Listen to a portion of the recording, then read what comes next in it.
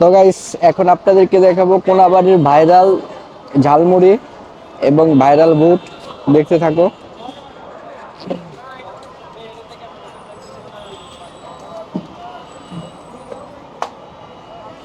এটাই সে আমাদের কোনাবাড়ির ভাইরাল ঝালমুড়ি।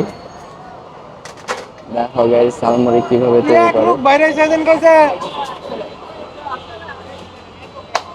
এই যে সে বুট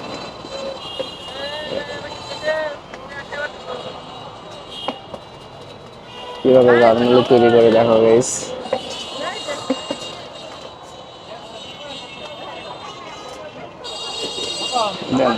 ঝালমুড়ি রেডি, এভাবে ঝালমুড়ি রেডি করে কোনাবাড়ির ভাইরাল ঝালমুড়ি গাইস। এটা দেখো।